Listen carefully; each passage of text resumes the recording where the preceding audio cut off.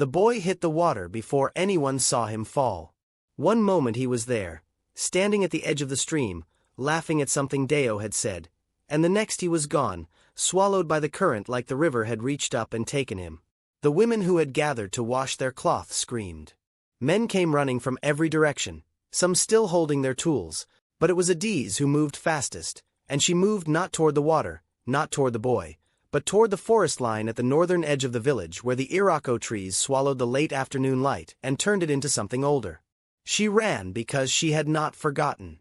She ran because the forest had given her something once, and in the terror of that moment, every careful year of careful distance collapsed into nothing, and her feet simply knew the way. She did not make it to the trees. She could hear the coughing from 30 paces away, and then the crying, and then the enormous communal exhale of a village that had held its breath and been allowed to let it go. She stopped at the edge of the trees with her hands pressed flat against her own chest, feeling her heart pound against her palms. The forest was right there. 3 steps. 2. She could smell the deep green of it, the old bark. That night she could not sleep.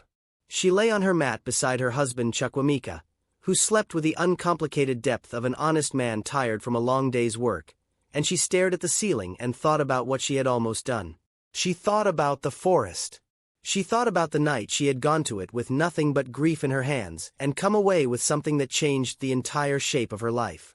And she thought about Udo, her son, who was sleeping in the small room across the courtyard, 8 years old now and beginning to look like the man he would become. Udo, who had never in his life told a single lie. Her son had come from the forest. This was the truth she had carried alone for 9 years, pressed deep inside her like a stone in a river, smooth from the constant presence of water and invisible from the surface. She had told no one. Not her mother, who had died 3 years after Udo was born. Not her sister in the city. Not her husband, who had accepted the pregnancy with a joy so overwhelming, he had not asked the questions he might otherwise have asked, and who had never seen any reason to look for an explanation when the answer was sleeping peacefully in his arms. She had gone to the forest 3 years before Udo's birth, in the 7th year of her childless marriage. 7 years was a long time. It was long enough for pity to curdle into contempt, for patience to become performance. Her mother-in-law, a woman of sharp edges and precise silences, had begun to refer to Adaeze in conversations Adaeze was not meant to overhear as the dry one, said softly, as though the softness made it kind. The other wives in the compound watched her the way you watch something you are waiting to see fail. Her husband Chukwemeka remained gentle, genuinely, by the grace of some fundamental goodness in his nature, but his silence on the matter had grown heavy in a way that silences do when they are carrying too much for too long. Adaeze had begun going to the forest simply to be somewhere that did not ask anything of her. The trees made no assessments. The shadows required no explanation. She would go in the late afternoon when the forest light turned amber and the birds were finishing their last arguments of the day, and she would sit with her back against the iroko the elders called Ajiua, the navel of the world, as old as the village itself, wider than 3 men standing with their arms outstretched, and she would breathe. She brought small things and left them at the roots. A piece of akara wrapped in banana leaf. A cup of palm wine. Kola nut split and placed on a flat stone. She brought these things not because anyone had told her to, but because her grandmother, dead 20 years, had taught her that the forest notices when you treat it like something alive. And it rewards that noticing. For 7 months she came and left her small offerings and heard nothing but the forest's own sounds. On the evening of the 7th month, the sounds changed. The insects stopped first. Then the birds. Then the quality of the air itself altered, the way it does before a storm, thickening and quieting and becoming extremely present. The light went silver.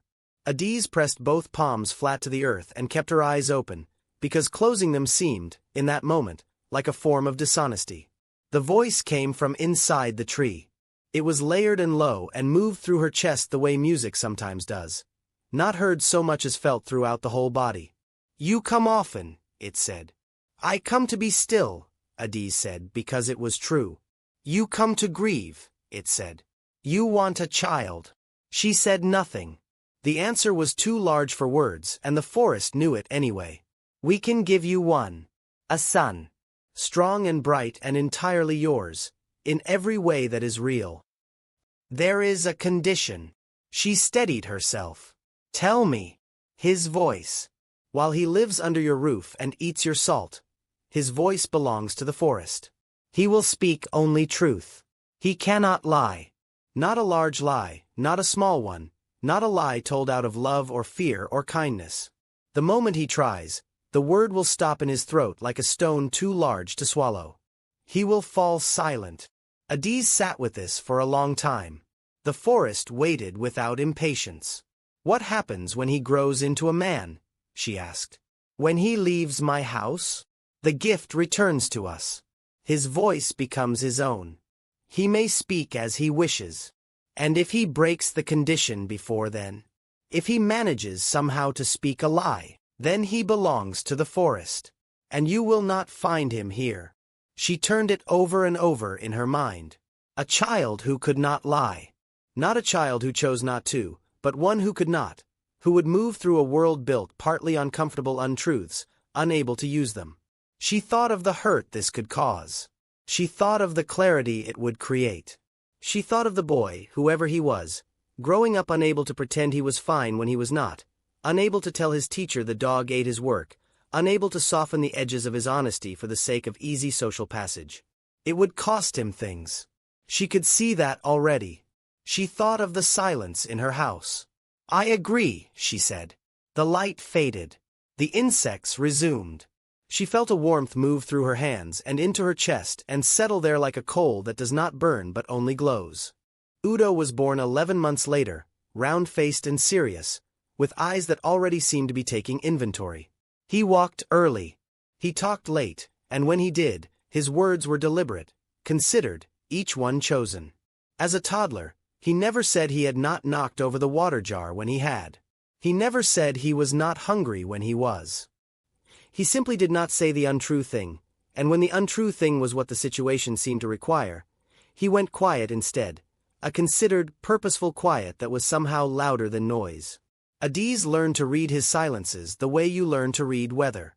By the time he was 5, the village had opinions. The children discovered it first, because children are the most efficient researchers of other children's limits. They would dare him, say you didn't do it, say you liked the bitter soup, say you weren't scared, and he would try, you could see him try, and the word would lodge in his open mouth like a fish bone, visible and impossible, and then he would close his mouth and whatever consequence was coming he simply waited for it. Some children decided this was extraordinary and wanted to be near it. Most found it deeply unsettling in a way they could not name. Unsettling, perhaps, because it held up a mirror. Udo could not lie, but the others could, and his presence made them aware of it. The adults were more measured in their response, but no less divided. There were those who said Adaeze had raised a child of remarkable virtue, that honesty this absolute was a blessing to whatever community held it.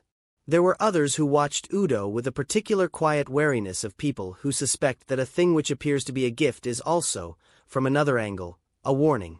Adaeze told no one about the forest. She kept that truth the way she kept all her most vital things, inside, protected by silence and presented to no one. The first serious crisis came when Udo was 6. His father Chukwuemeka was in a dispute with their neighbor Okeke over a strip of land at their shared boundary. It had been running for months, polite at the surface and ugly underneath, the way land disputes always are because land is never just land. It is proof, it is inheritance, it is the argument you are really having about whose life has more weight. Okeke came one evening with 2 men from the village council. Kola nut was broken. The men sat in a circle in the courtyard and spoke in the formal language of things being decided. Udo sat at the edge of the courtyard, as he often did, quiet as furniture, his eyes moving between the speakers.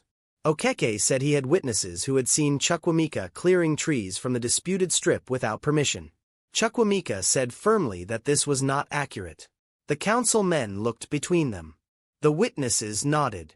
The dispute might have gone on for another season if Udo had not looked up from the ground where he had been tracing patterns with a stick, and said, in his clear and unperformative voice, "Papa did go to the land. I was with him. He cleared 2 trees on the eastern side." The courtyard absorbed this in complete silence. Chukwuemeka turned to look at his son. What crossed his face was not anger, it was something more complicated, something Adaeze, watching from the doorway, felt physically, as though her own chest had received a blow. The council men exchanged glances. Okeke sat very still, as if sudden movement might make the words disappear. "Udo," his father said very quietly. "Go inside." Udo went inside. The dispute was settled, not entirely in Okeke's favor. The council had their own nuanced reading of a situation more complicated than simple trespass, but the resolution cost Chukwuemeka both pride and a portion of what he had believed was his. That night, after the guests were gone, he sat alone in the courtyard for a long time. When Adaeze brought him food, he accepted it and ate in silence. "He cannot help it," she said. She had said this before. She said it again without apology.